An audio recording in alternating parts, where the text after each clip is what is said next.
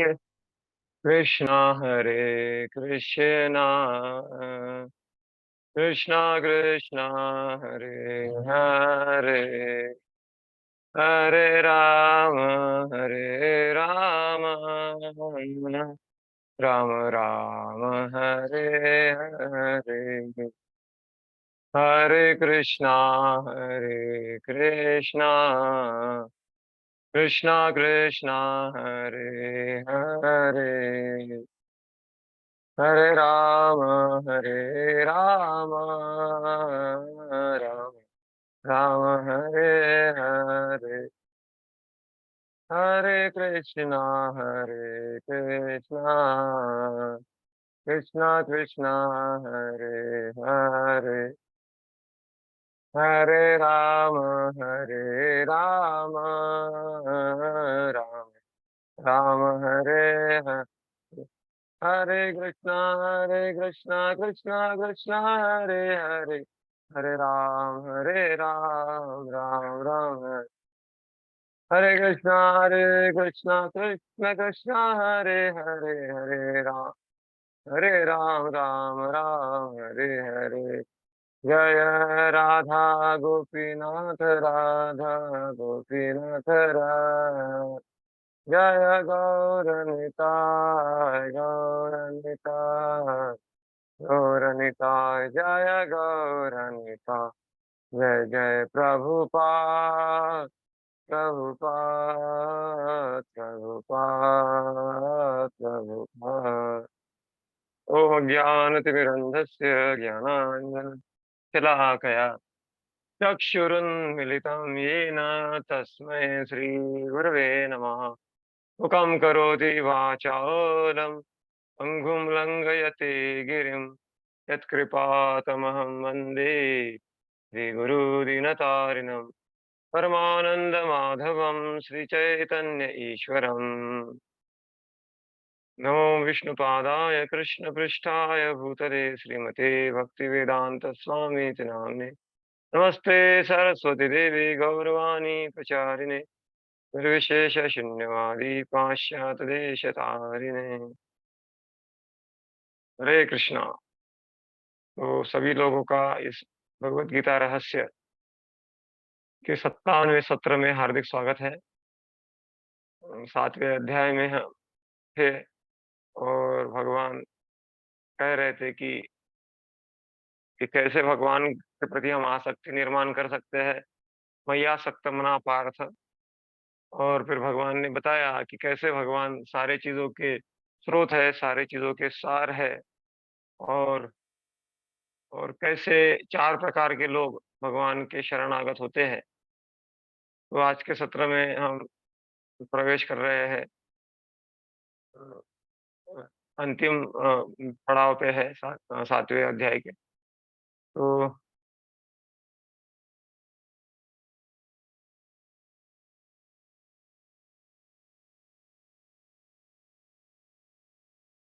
कुछ कारण से शायद गलत स्लाइड खुल गया है। एक मिनट।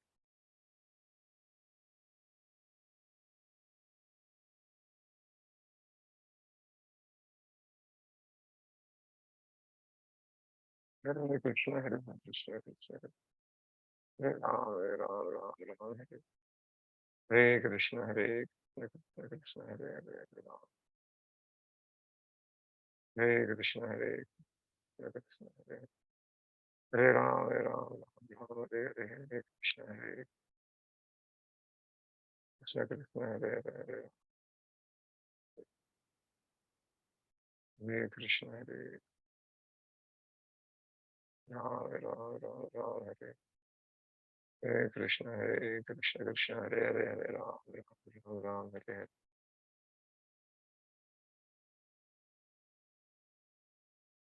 हरे कृष्ण कृष्ण हरे कृष्ण हरे हरे। हाँ, तो ये स्लाइड है।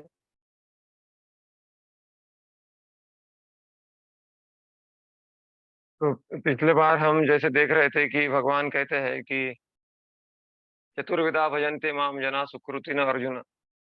तो 4 प्रकार के सुकृतिवान लोग आते हैं, तो उसमें हम देख रहे थे कि भगवान जो ज्ञानी व्यक्ति है, भगवान से निस्वार्थ प्रेम करता है, भगवान से नहीं चाहता है, भगवान को ही चाहता है। तो ऐसे व्यक्ति मुझे विशेष प्रिय है। तेषां ज्ञानी नित्य युक्तः, क्योंकि हमेशा वो भगवान को ही देखता है हर जगह। तो आज हम 8वें सत्र में प्रवेश कर रहे हैं कि भगवान को प्राप्त करने अटेनिंग द सुप्रीम, मतलब भगवान को कैसे प्राप्ति करें, भगवत प्राप्ति, ये अध्याय का विषय है। तो भगवान को अर्जुन पूछ रहा है अलग-अलग प्रश्न।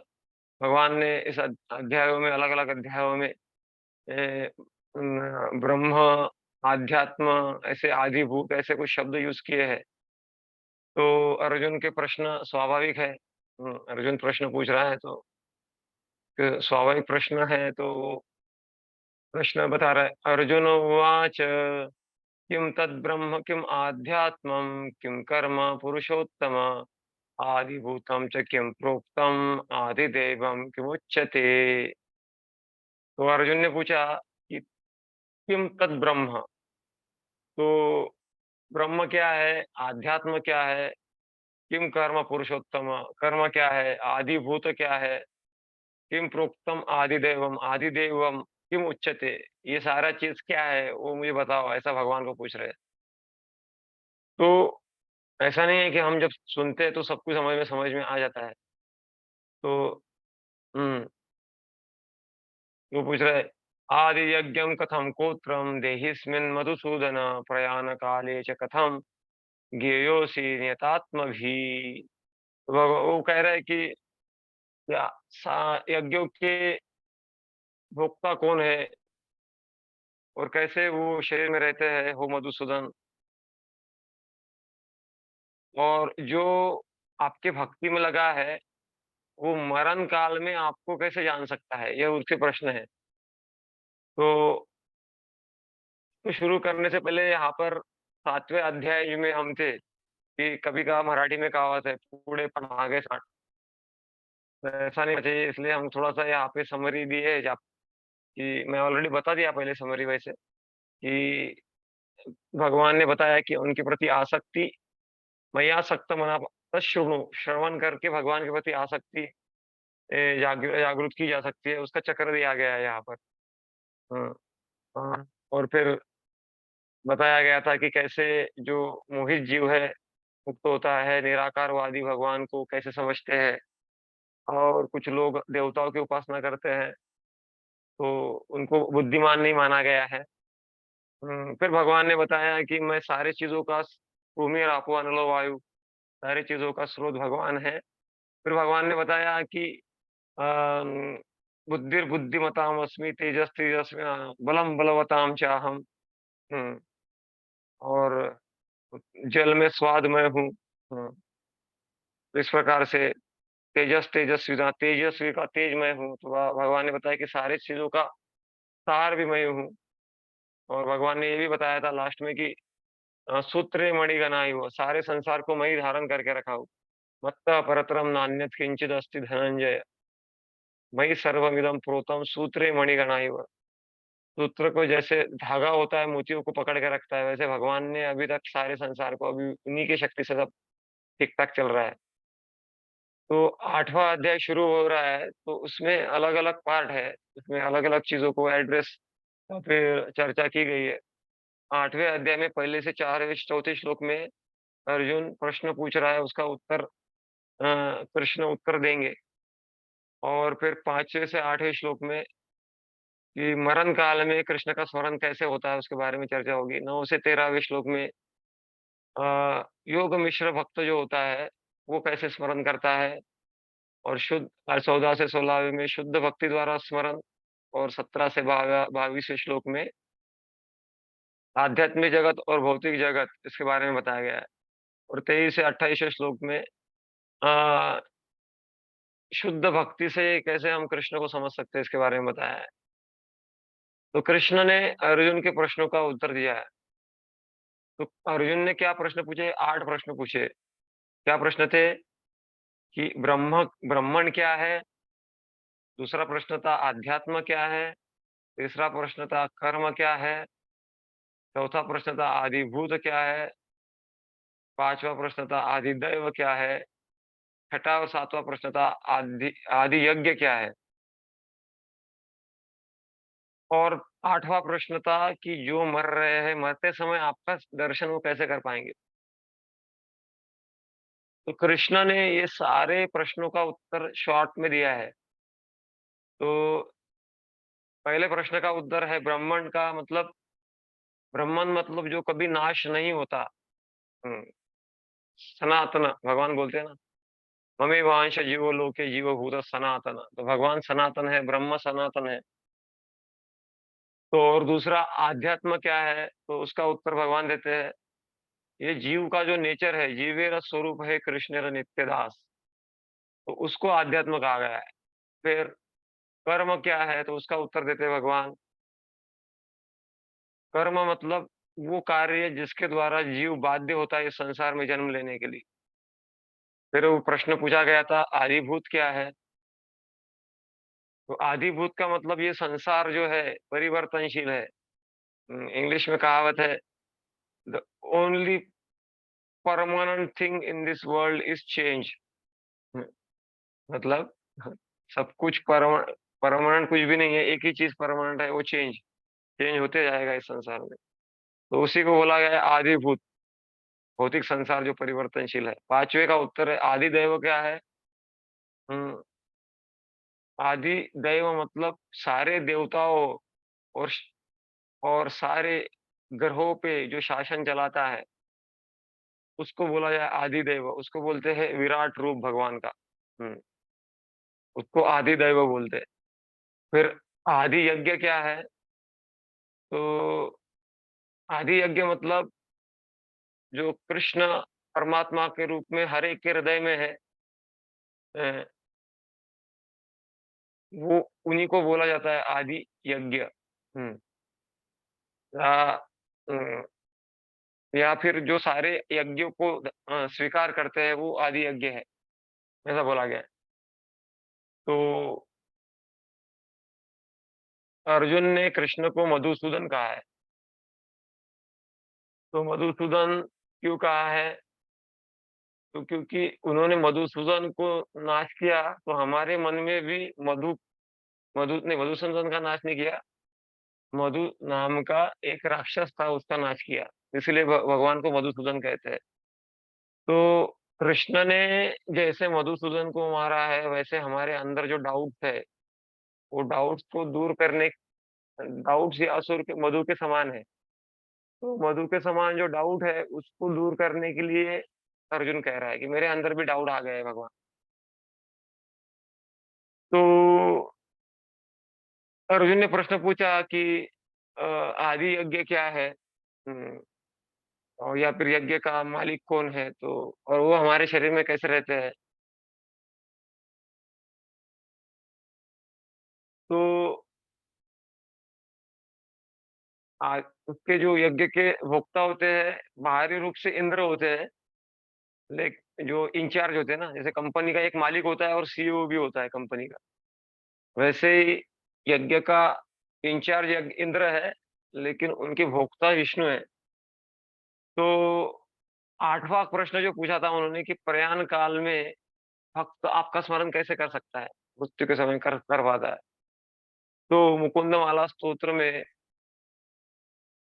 रामानुज यमुनाचार्य ने उन्हें कुलशेखर ने कहा है, कुलशेखर कृष्ण त्वदीय पद पंकज पांजरांतम अद्यैव विशतु मानस राजहंस प्राण प्रयाण समये कफवात पित्ते कंठावरोधन विधो मरणम कुतस्थे। तो वो क्या कह रहे हैं?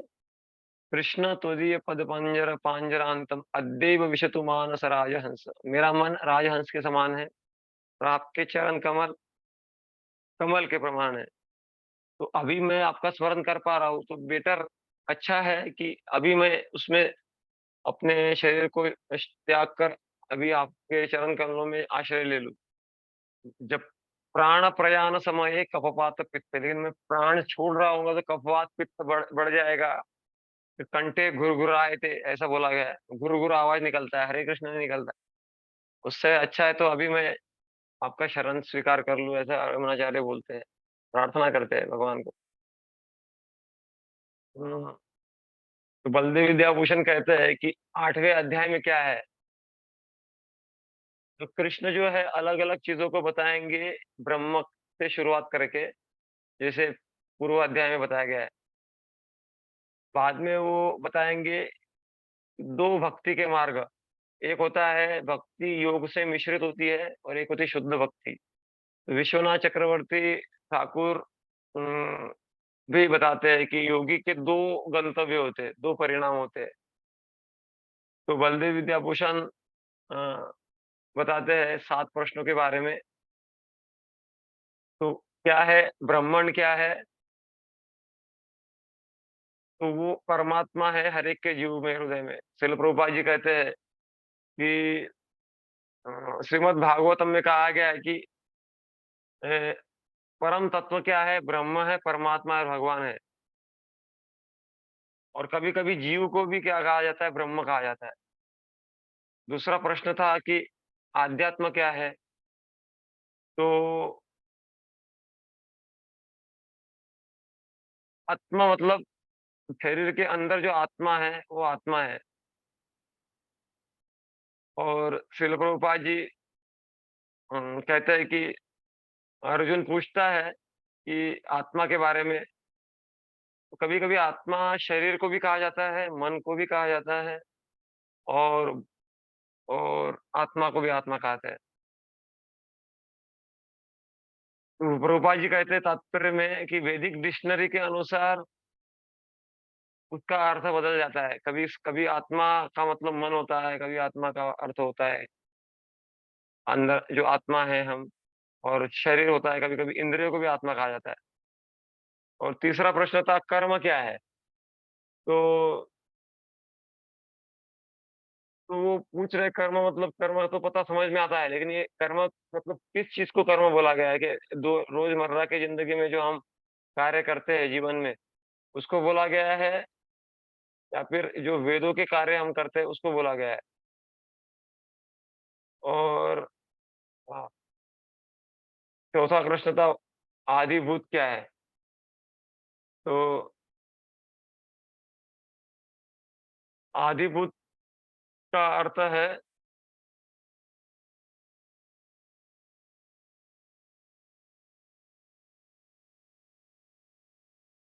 तो इसमें बताया गया है कि जो अंदर जो जो शरीर हमारे अलग-अलग तत्वों से बना हुआ है, जैसे मैं बता रहा था कि ये परिवर्तनशील संसार है, वो उसको आदिभूत कहा जाता है। परिवर्तन जो संसार है, उसको आदिभूत का, और आदिदेव किसको कहते हैं? तो आदिदेव का अर्थ होता है कि देवताओं का ध्यान करना या फिर विराट रूप का ध्यान करना, इसको आदिदेव कहते हैं। और फिर प्रश्न था कि आदि यज्ञ क्या है? ये थोड़ा टेक्निकल चीज़ें हैं, लेकिन समझना तो पड़ेगा, गीता में ही आया है। और आदि यज्ञ क्या है? तो प्रश्न पूछा जाता है कि इसको इंद्र को आदि यज्ञ का लीडर है वो कि विष्णु है? तो श्रील प्रभुपाद जी कहते हैं तात्पर्य में कि अ, यज्ञ का मालिक कभी-कभी इंद्र को माना जाता है, कभी विष्णु को माना जाता है। लेकिन वास्तव में विष्णु ही है यज्ञ के भोक्ता राम यज्ञ तपसा, सारे यज्ञों के। तो इंद्र की और विष्णु की दोनों की पूजा होती है यज्ञ के द्वारा। लेकिन प्रश्न अर्जुन का ये था कि वास्तविक मालिक कौन है? तो और वो कैसे हर एक के हृदय में रहते हैं? और वो प्रश्न एक भी था कि सारे जो मालिक है यज्ञों का, उनका स्वभाव क्या है? तो शिल प्रभुपाद जी और बलदेव विद्याभूषण पुरुषोत्तम अर्थ का बताते हैं, अर्थ बताते हैं। तो अर्जुन कृष्ण को कहते हैं कि हम अगर एक जैसे हैं, तो आप मुझे एक प्रश्न क्यों पूछ रहे हो। तो अ, मतलब कृष्ण पूछ रहे हैं,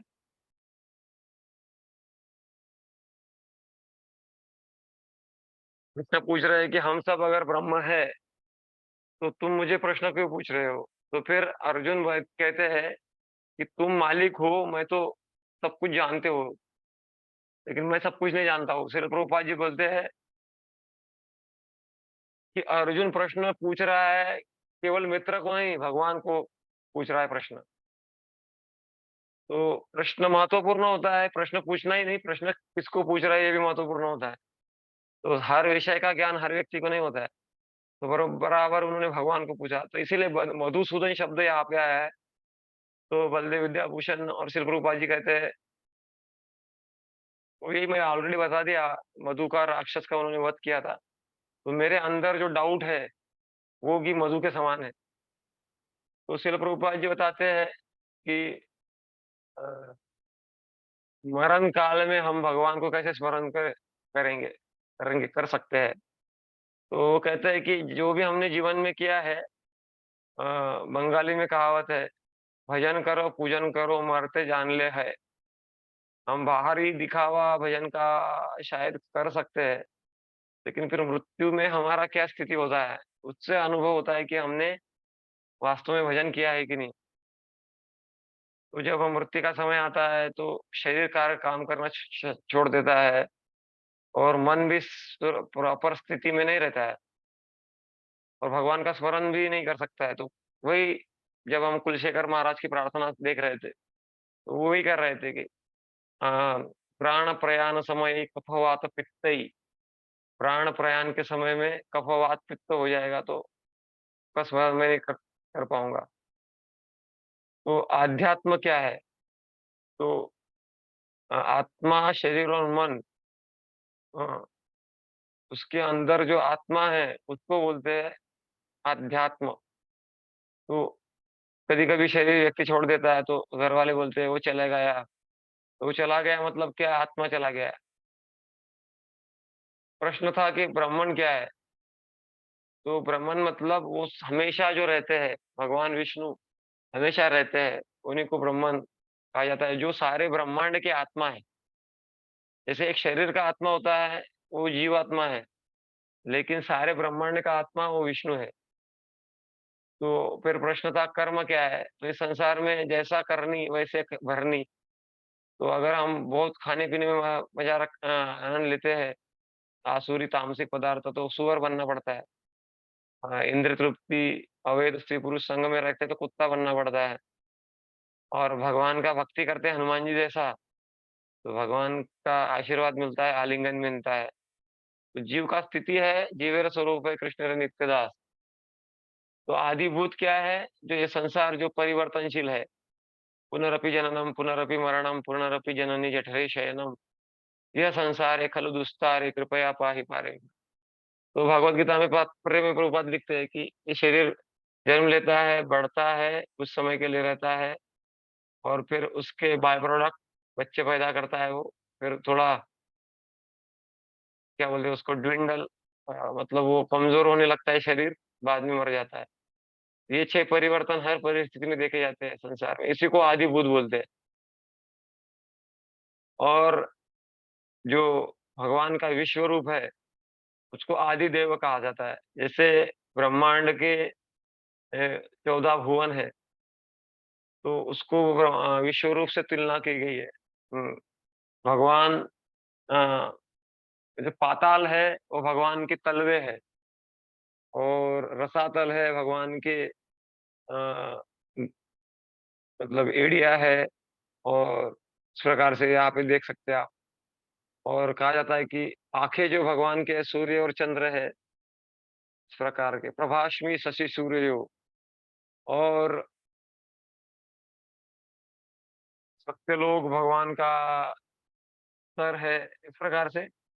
तो आप और जान डिटेल में जान सकते हैं बाद में भविष्य में।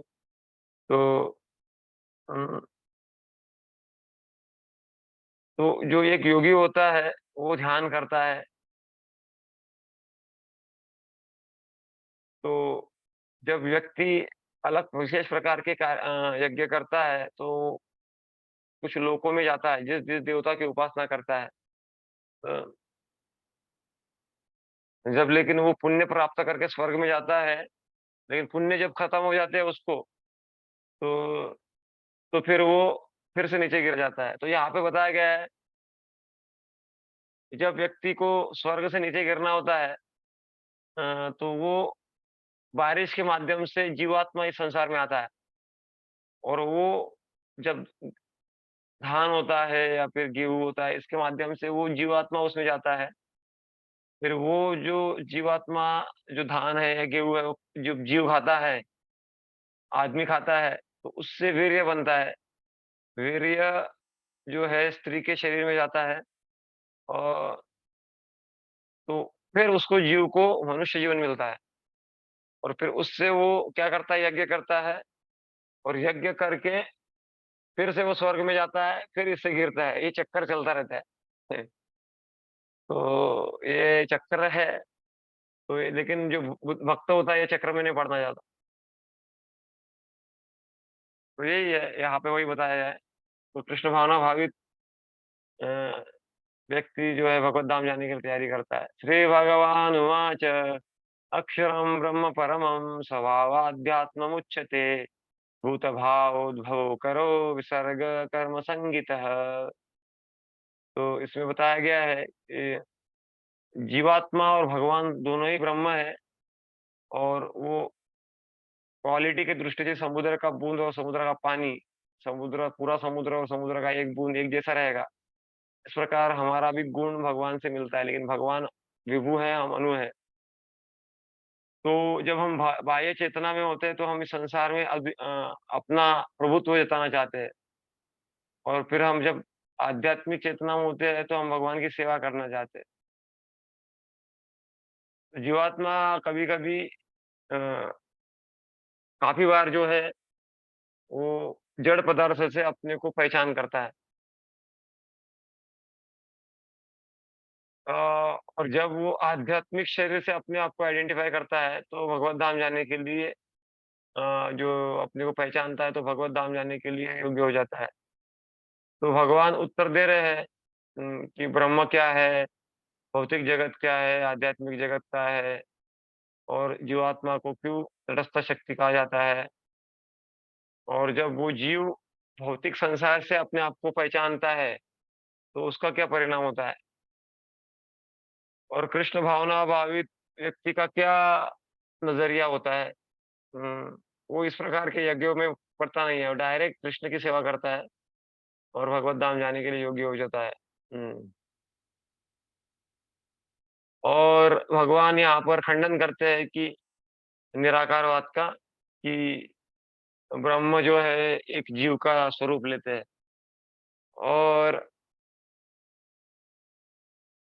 और इस तात्पर्य में कहा गया है कि वेदों का यज्ञों का कैसे करना चाहिए। तो ये महत्वपूर्ण है कि जीव जो है शाश्वत रूप से भगवान का अंश है।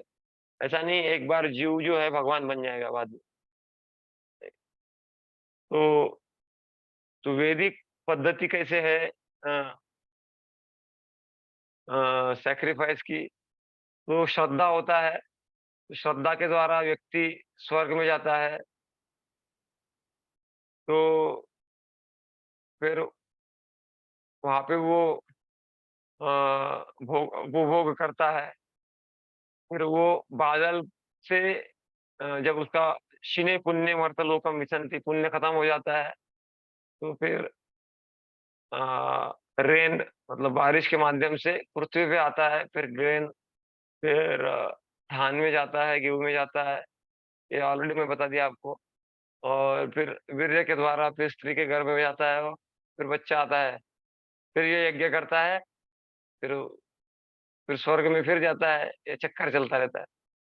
तो भगवान को अ, यहाँ पर अ, अविनाशी कहा गया है। तो भगवान को यहाँ पर ब्रह्म कहा गया है और उसके शाश्वत स्वभाव को आध्यात्म कहा गया है। हुँ, और जब हम अलग-अलग शरीर धारण करते हैं, तो अलग-अलग जो शरीर धारण करते हैं, उसको कर्म कहते हैं। मतलब वो हमारे कर्मों के कारण अलग-अलग शरीर धारण तो विश्वनाथ चक्रवर्ती कहते हैं, ब्रह्म का मतलब है कि वो कभी नाश नहीं होता। और आध्यात्म का अर्थ है जो जीव है और कर्म का अर्थ है कि जब हम जीव एक शरीर से दूसरे शरीर जाता है, तो बलदेव विद्याभूषण करते हैं कि तो ब्रह्म का अर्थ होता है कि अ, जो जीवात्मा है, आत्मा है, वो शरीर से अलग है। तो आध्यात्म का अर्थ है कि जीव के जो अनुभव है, जिसके शरीर में उसके साथ में जाते हैं, उसको आध्यात्म कहते हैं। और कर्म का अर्थ है कि अ, कर्म का अर्थ है उम, तो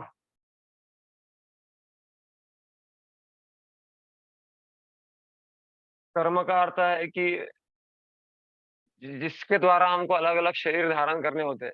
हुँ, तो इसके द्वारा हमको फिर सूक्ष्म और स्थूल शरीर प्राप्त होता है। तो ब्राह्मण शिल प्रभुपाद जी ब्राह्मण का अर्थ बताते हैं। जीव को भी ब्राह्मण कहा जाता है, परमा और परब्रह्म को भी ब्रह्म कहा जाता है। तो उसके लक्षण क्या है? तो ब्रह्म जो होता है वो नाश नहीं होता है, हमेशा के लिए रहता है और उसकी स्थिति कभी बदलती नहीं है। तो जीवात्मा की स्थिति क्या है? अ, वो जब भौतिक चेतना में होता है तो वो क्या है सोचता है मुझे कंट्रोल करना है। जो भी चीज़ें चाहिए उसको वो प्रभुत्व जताना चाहता है। लेकिन वो जो आध्यात्मिक स्थिति में होता है, तो उसकी सेवा भाव होती है। सेवा भाव से वो युक्त होता है। तो जीवात्मा जो है कभी भी परब्रह्म नहीं बन सकता है। निराकारवादी कहते हैं कि ब्रह्म जो होता है, जीव का स्वरूप लेता है। तो उसका उत्तर देते हैं भगवान, "ममेवांश जीवलोके जीवभूत सनातन" मम अंश जीवलोके मेरे अंश है, लेकिन कैसे है? सनातन, सनातन रूप से अंश है। ऐसा नहीं कि अभी ये तो अंश है, बाद में एक हो जाएँगे मेरे से। तो मेन अंतर ये है कि जीवात्मा तो इस संसार में गिर सकता है, लेकिन भगवान नहीं गिरते हैं संसार में। वो अपने स्वयं की इच्छा से इस संसार में आते हैं। तो ये बताया गया है यहाँ पर। तो बलदेव विद्याभूषण आध्यात्म का अर्थ बताते हैं कि उसमें बताते हैं कि अ, अ, स्वभाव का अर्थ है मतलब जो पदार्थ है जीव से लगे हुए हैं। मतलब सूक्ष्म स्तर पे हमारे जो अनुभव है, उसको स्वभाव कहते हैं और वो स्वभाव जीव को पूर्व जन्म से व्यक्ति जीव लेके आता है। कर्म के बारे में प्रभुपाद जी कहते हैं, कर्म के कारण व्यक्ति अलग-अलग परिस्थितियों का सामना करता है। हुँ, तो जब वो भौतिक कर्म करता है, तो वो 84 लाख योनि में घूमते रहता है। कभी स्वर्ग उठा है, कभी नरके डूबा है। कभी स्वर्ग में जाता है, कभी नरक में जाता है। लेकिन जो आध्यात्मिक कर्म करता है, तो वो योग माया से अपने आध्यात्मिक स्वरूप से अपने आप को पहचानता है और फिर एक ही शरीर से वो क्या होता है एक ही शरीर में भगवत धाम जाने के लिए योग्य हो जाता है। तो छांदोग्य उपनिषद में यज्ञों के बारे में कहा गया है। तो उसमें 5 प्रकार के यज्ञों के बारे में वर्णन है। तो 5 प्रकार के यज्ञ के नहीं, 5 प्रकार के अग्नि के बारे में वर्णन है। तो एक तो अ, जो है बादलों में मतलब स्वर्ग में होता है, आकाश में होता है पृथ्वी पे और मनुष्य के वो स्तर पे होता है और स्त्री के स्तर पे होता है। तो सैक्रिफिशियल ऑफरिंग मतलब ये जो है थोड़ा-सा टेक्निकल चीज़ें हैं, थोड़ा समझने में डिफ़िकल्ट है। लेकिन इसमें 5 प्रकार के आहुतियाँ होती है। एक तो आहुति दी जाती है श्रद्धा की और दूसरा है चंद्रमा और तीसरा है बारिश, चौथा है जो है धान्य है, उसकी आहुति दी जाती है और पाँचवा है वीर्य। तो ये जो अलग-अलग प्रकार की आहुतियाँ हैं, तो ये जो यहाँ पर जो चक्र दिया गया है, इसको थोड़ा समझेंगे तो समझ में आएगा। देखिए हम पहले यज्ञ करते हैं स्वर्ग जाने के लिए, स्वर्ग जाते हैं, फिर जब स्वर्ग जाकर स्वर्ग पुण्य नष्ट हो जाता है तो व्यक्ति नीचे आ जाता है पृथ्वी पे बारिश के माध्यम से। फिर वो धान्य में चला जाता है, धान्य मनुष्य खाता है और वो स्त्री की योनि में चला जाता है और फिर वहाँ से फिर वो मनुष्य जीवन फिर से मिलता है, उसको फिर से यज्ञ करता है, फिर से पुण्य उपभोगता है, फिर से नीचे आ जाता है। ये चक्र है, लेकिन कृष्ण भावना भावित व्यक्ति जो है, ये चक्र में नहीं पड़ता है। आदिभूतं शरो भावो पुरश्चाच्चादिदैवतम् आदियज्ञहमेवात्र देहे देहभृताम्बर।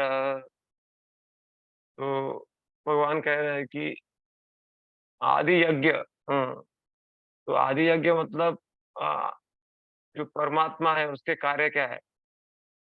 तो तो परमात्मा जो होता है जीवात्मा के सारे कार्य को ध्यान रखता है कि वो क्या कर रहा है। तो जैसे परिवर्तन तो होता ही रहता है, जैसे मैंने 6 प्रकार के परिवर्तन बोला था और आदिदैव मतलब भगवान का जो स्वरूप है, विश्व रूप है और तो वो जो विश्व भगवत परमात्मा है, वो जीव को स्वातंत्र देता है कि हमको कहाँ जाना है, माया में जाना है, भौतिक संसार में जाना है या अध्यात्म में आगे बढ़ना है। मतलब भगवान फ्रीडम देते हैं।